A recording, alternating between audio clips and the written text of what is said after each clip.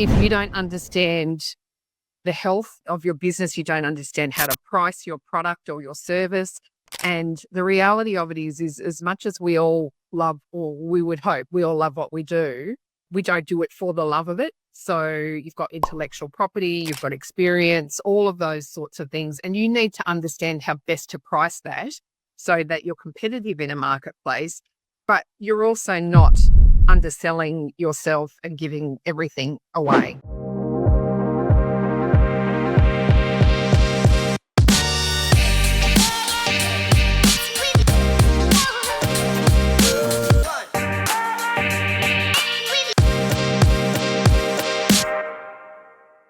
Hey guys, welcome back to another episode of More Clients, Less Effort. Today I am joined by the amazing and exciting Trudy Heins. Trudy, thanks for joining us.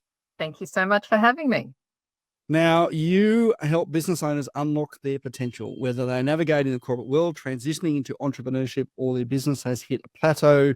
You're there to guide them every step of the way, offering a unique hybrid service of business coaching and contract business management to allow business owners to experience the full benefits of outsourcing before committing to this as a full-time strategy. Now, that's something I haven't come across too much before, Trudy. And before we get into your background, I want to explore that just a little bit more. What does a contract business manager do, and how does it assist a business owner? Okay, so as a coach, and maybe I'll talk about sort of how it came about and how it assists the business owners. So as a coach, what I was finding often was I was having conversations around the benefits of outsourcing tasks that they necessarily didn't enjoy or potentially weren't profitable for them. And one of the things that one of the obstacles I was coming up with was, well, I don't really think I could afford it. I can't see the benefit, and so my thoughts around that were, as a full service business coach and being able to assist people, was to be able to offer them the benefit of my skill set and my experience in various roles and show them the benefits of outsourcing. So then it's a short-term arrangement, but it provides them the ability to see the benefit of that so that they can step away from some of the tasks that potentially they are not good at or that they don't enjoy, and bring somebody in as a permanent hire to do those tasks and give them the time to be able to work on the strategic things in their business. So then as a coach, I can take their business to the next level. So I guess certainly my experience with the coaches are fantastic. And if you haven't had a business coach before, I think it's a very worthwhile investment in your business. Absolutely. Get that perspective and support. But coaches quite often just sort of look from the outside and say, you need to go and do these things, and then kind of get in the car and drive off. And you're like, what did they say again? How do I go and do that? And yeah, absolutely. They'll come back and say, did you do it? Did you do it? Did you do it? Why did you do it? What got in the way? Right. And they'll hold you accountable for that sort of stuff. But the difference between kind of giving direction and accountability and kind of knowing what to do and having potentially that sort of second in command person, you can say, here's my vision. Can you go and make this happen? Right. Is probably where you're sitting in this sort of contract business manager or this outsourced business manager kind of role, where you've got someone that you can turn to and say, I've got this crazy cockamamie idea that wasn't on my little, use this word today calendar thing, by the way. I just thought I threw it in there. Can you go and make this happen? And because I don't know what it's supposed to look like when it's successful. Absolutely. And I think I certainly can work on a project, or I can work, as I said, just to show them exactly how it will look, to have that essentially 2IC in the business. And one of the things that used to frustrate me about my dearly departed father was that he always used to say to me, do as I say and not as I do. And I am the reverse of that. And I think as much as I have a lot of experience and a lot in different businesses and a lot of skills in building businesses, the reality of it is that there is a way to prove to people. And in this instance, I'm finding that it's been able to get some potential business coaching clients over the line.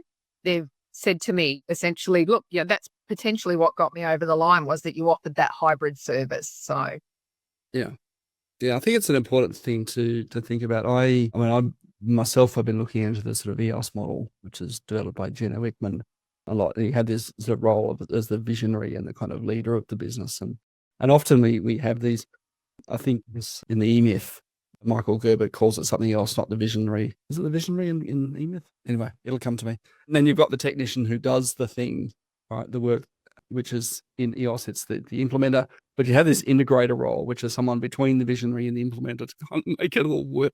Absolutely. Absolutely. And I put my clients through when I take them on board, and we've seen a million personality profiles, but the one that I use is the bank profile, which I find very, very simple, and it gives you 3 categories. Now, often my business owners are not action people, whereas I sit very high on the A, the action. And so it shows them the ability, or gives them the ability to actually see when action is taken, what the result of that can be. So I just find that sometimes I'm working with clients that are, as you said, great visionaries or wonderful nurturers, but actually getting in there in the weeds and doing the do. They don't do it. They think they do it, but when they actually can see somebody doing it, they then realize that they probably need an action person in there for them. Yeah, it's entrepreneur in E-Myth, entrepreneur, manager, and technician. Talk to me about, so you've run businesses for a long time. How did you, get into financial planning and then decide that, obviously as a financial planner running your own business, decide to start going, well, I can do this and other things as well? Okay, so my career as a financial planner started probably by accident than anything else. So I was a young mum and working in a bank, and my area are very good at sales, which was what they were looking for at the time. And my area manager came to me and said, how about you become a financial planner? And I said, oh, absolutely no idea what they do. And she said, we'll pay you an extra $10,000 a year. And that's the early 90s. $10,000 a year was a lot of money. And I said, okay, I'm sold. Love it. And so that's how I became a financial planner. Loved it. I love working with clients. That is one of the things, seeing people succeed and understanding what makes people tick. And they're the sorts of things that really are in my wheelhouse. So then I got to a point in my career where I felt that I was having some ethical issues around the way that some of the financial planning organisations were working, which has now come to bear fruit with all of the banks leaving the industry. So, and I was very much around we're paying people and we're not providing them with the level of service. I don't feel that that's entirely correct. And so that was my foray really into self-employment, was essentially saying, well, look, I feel I can do a better, or give a better service for my clients, and I'd like to do things a different way. And along the way, I have taken businesses to heights. I've been able to grow them, and then I have moved them on. I tend to be, and I firmly believe business owners, sort of when they sit in their area of genius, are either people who grow businesses and then potentially get bored with it and move on to something else, or there are others that can come in and take it to the next level. And it really depends on the sort of person that you are as to where, what your jam is in relation to that. As far as other businesses and other entrepreneurial things, I think if you're an entrepreneur at spirit, you will always see an opportunity in everything. And sometimes you really need to rein yourself in and not go for the next shiny thing, because we are guilty of that. So you need to take a really considered approach as to what your end game is and whether you can add value there. So I have had many different businesses, but they have potentially all been startups, because that's where I sit in my zone of genius. Yeah. Finances, from my experience, is an area that businesses or business owners are not particularly strong at, right? So we often see businesses started out of a desire, as you say, to be the entrepreneur, to be the innovator, kind of go, I see a problem, let me work out a way to fix it and do that part. Or the technician who is frustrated with the way things are done by their boss and think, I can do a better job and I'm a really good technician, and someone comes along and says, hey, that thing that you do, can you do that for me? And that just snowballs again into an accidental business. The role of manager and integrator is often one that comes along a bit later. But when I look at businesses that I know of, there's a sort of a lack of understanding around, I guess, the financials of a business. Is that something that you see, and how do you think people should address that? Look, I think probably the priority for a lot of for most businesses is you need to understand the financial health of your business. It's all well and good to be providing a solution, and a good business should provide a solution to a problem. However, there are people that should be providing that solution as employees and not necessarily business owners. If you don't understand the health and of your business, you don't understand how to price your product or your service.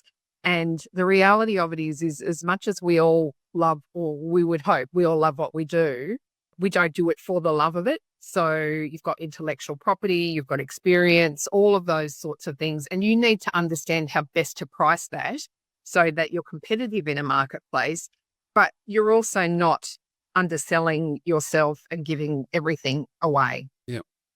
Yeah. Why you say have someone else in the business do it rather than the owner? Why not the owner? Sometimes the business owner just has a lack of interest. Often, and I used to find this with financial planning clients, even husbands and wives, the wife just, or sometimes the husband, but often the wife just had absolutely no interest, did not want to know about it, was happy to do other things in the business, but just finances, I think people have a fear of, because sometimes the reality of finances can be quite confronting, and it will often, if it's not going the way they thought, they feel like a failure.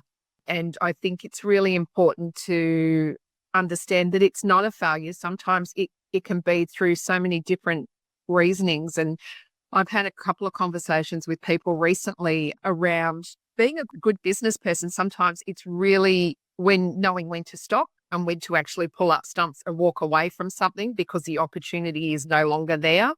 And it may have been a long-standing business that's been around for a long time, but other competitors have entered the market. But not understanding that means that you can't make a wise decision. But as I said, sometimes it's ignorance, but more often than not, it's fear, because they don't want to understand because they're scared of what they're going to uncover. Yeah, so true. We're going to pivot a bit. Then I'll talk about systems. You've come from an environment that's with banks that you walk in there and all the stuff's already done, right? The leads just turn up for you. And look, I haven't been with a bank for probably 10, 15 years, but I come from a heavily regulated industry. All those systems are in place. Now, this business you're in now is relatively new, and you've decided to start with an email nurture sequence as the back. And we're going to do something slightly different today rather than sort of drill into an email nurture sequence, which we've talked about before.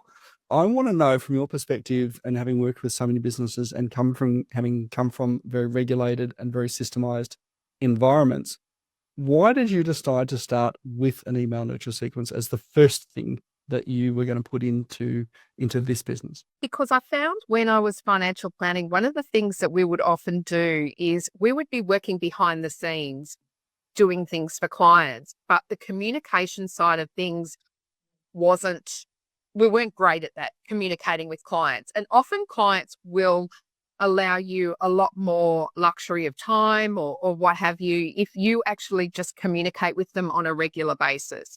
It keeps you front of mind, but they also feel like they're front of your mind. And that's why when I started with the email nurture sequence, it was really around being able to say, hey, you might not be ready to work with me just yet, but I'm really interested in what you're doing, and I want to be able to share these things with you, and I want to take you on my journey. And that's why we are really one of the reasons why I started with that. So it kept me front of mind with people. They feel that they're front of mind with me because we make sure they're all personalized. We send it out on a regular basis. We also send out a regular newsletter, which provides tips and different things that I don't offer in other ways. So you have to be basically a subscriber to the newsletter to be able to get those interesting tips or different codes for courses. And I just feel that it's a way of touching base with people, keeping it really personalized, and they can come along on my evolution with me, and they see that I'm living my truth the way that I would ask them to do the same thing. Yeah. How often do you send those?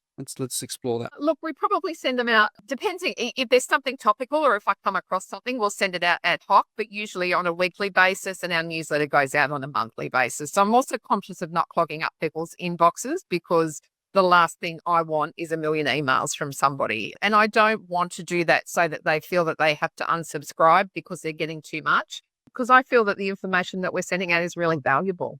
Yeah. I think that's the thing. There's a fear. There's definitely a fear of sending too much stuff, right? But we've also got to recognize that we need enough of a cadence amongst all the other stuff people are getting to own that share of attention. And definitely sort of 5 or 6 emails a month, which is probably where you're at between the sort of the 4 weekly emails and then there's one that's 5. It's probably a good place to start. I've certainly seen industry titans in the marketing space send too much. In fact, if I go back 25 years ago to subscribing to Seth Godin's newsletter, who's one of the godfathers of modern marketing as we know it, when I first subscribed to his newsletter, they were very short, right? Literally 1 or 2 sentences in each email. But there was 4 a day. Oh, no. See, that would be for me, then it'd be unsubscribe automatically. This was bad when getting email was exciting, of course. And it can't be an ego thing for me. It's got to be about giving. And I believe it's sending a message out that can be, I don't want to send something out just for the sake of it. It has to be of value to somebody out there, and hopefully to, if not all my subscribers, the majority of them. But there is an element of they can take this nugget of information and put it into their daily life or whatever, and it will make their day easier. Yep. You've chosen that one for your business, but as a coach, would you look at a client's business and say the first thing we need to put in for you is an email newsletter? Depends on their business, I guess. There's a couple. I have a retail client who was looking at wanting to expand their online presence. They had absolutely no database and no email and no newsletter. So that was one of the top things that we did. With some of my services, people who are in more of a personal service business, there's other things that potentially we would look at doing prior to that, I think. So it's on a case-by-case basis, really. Yeah, I love it. Do you ever look at the stats from your newsletter in terms of open rates? I do indeed. Tell me about, why do you look at those and what do they tell you? Well, I want to look at the opens. I think they're really important to see whether I've got a compelling title or something. I want to see then whether they click through to my website, if there's things that I've potentially spoken about and put more detail in there. I'm really interested in the unsubscribes because I think, well, obviously they either feel they're getting too much or not getting any value. I look at who's clicked on any call to actions in there. So whether that's around how that's phrased or whether the call to action just wasn't something that they were very interested in. So I do like to look at the analytics of those sorts of things. It to help me provide a better newsletter or a better nurture sequence. Yeah, and it is about that. If we understand what our audience wants to read about, wants to hear from us, we can kind of deliver more of that stuff. Absolutely. Yeah. I'm here to provide for them, not the other way around. So. Yep. Okay, let's do this out of curiosity before I jump into our quickfire. What is your open rate? 57%. Okay, not too bad. Pretty good. Pretty good. Happy with that. Let's talk a bit of quickfire, which is always a bit of fun. And we got a bit of time to sort of ask you lots of questions. Let's start with this one. Why red glasses, and what does that say about you?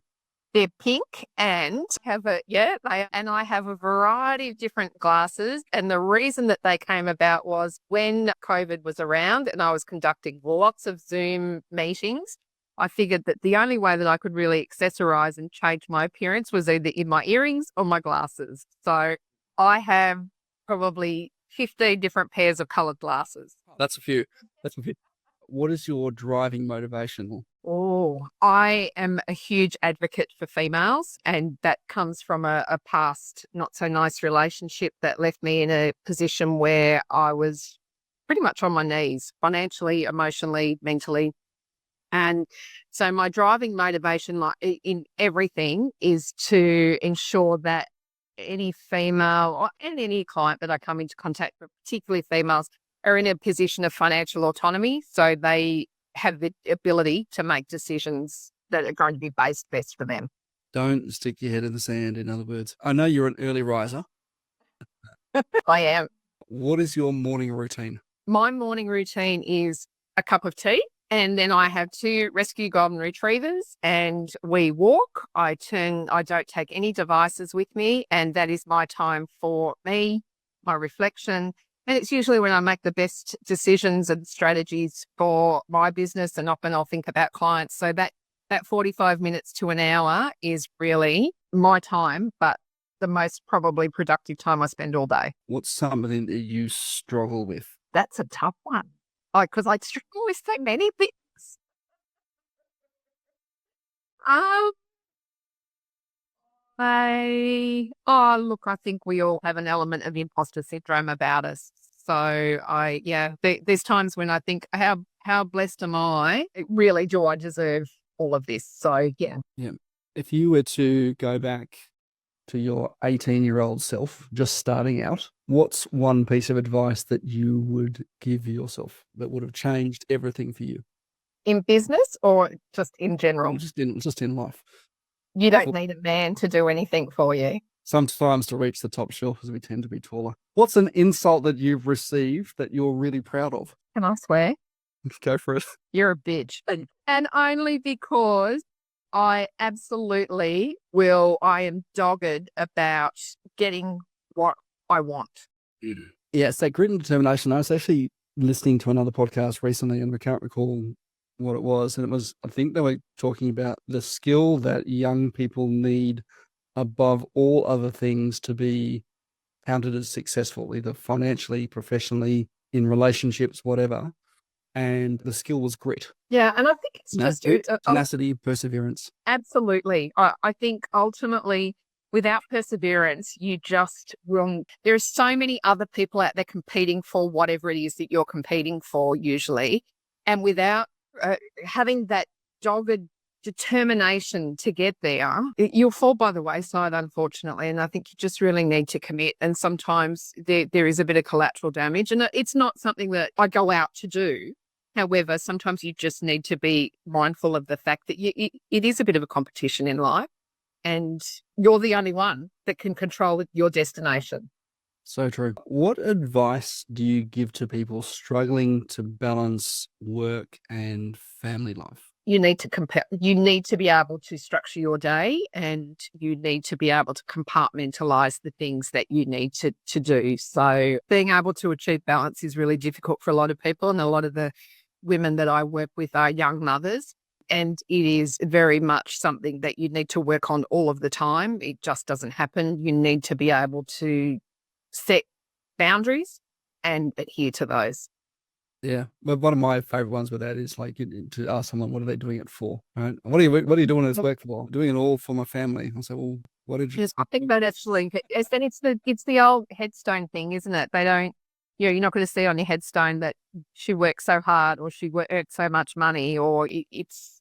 And having been through different times in my life where people you thought were friends that haven't shown up, and other people have shown up that you would never have anticipated, I think it just brings a little bit more perspective back to things. So if you could start a business tomorrow, what would it be? Oh, I already have 3. So look, what would my passion be? I would probably work with women in a financial counselling capacity, hopefully not hamstrung by the legislation. So actually being able to make it more affordable for people. I think one of the things, and one of the reasons I love the financial planning industry was it was becoming so heavily legislated that the cost of actually providing advice meant that people who really needed it couldn't afford it anymore. So I'd find a way to be able to overcome that. Yeah, unfortunately, the people who need it can't afford it. Absolutely. Absolutely. Last question. What's an underrated tool that you find indispensable for your work? It's underrated these days, but ChatGPT is, and I don't use it for my content or anything, but sometimes it is really great just to be able to check some facts or get some statistics, or just often I'll think, oh, I really want to word this in a particular tone. And yeah, so I find it's a great tool, and I would use it daily. That's awesome. Trudy, really appreciate you joining us on today's show and sharing your wealth experience over 36 odd years of business. Now, if you guys are interested in learning more about Trudy and the work that she does, she's got a small business launch planner, which you can get on over at trudyheins.com.au and just follow the links up to the business launch planner. actually sort of goes through a bunch of stuff to smoothly build your business from the ground up and give you a bit of a companion on your journey for success. Trudy's got a bit of a discount code for that, so we'll pop that into the show notes if you want to go and grab that resource. It's a really cool one. I've had a look myself, so I know it's pretty valuable if you're at a point where you want a business coach but unsure what you need just yet. It's a great place to start. So Trudy, really appreciate you joining us, and thanks for sharing your insights and expertise. Thank you so much. It's been an absolute pleasure. Guys, if you enjoyed today's show, please like, share, comment, share it with someone you feel might get some value from our conversation. Otherwise, we'll catch you on another episode real soon. Take care.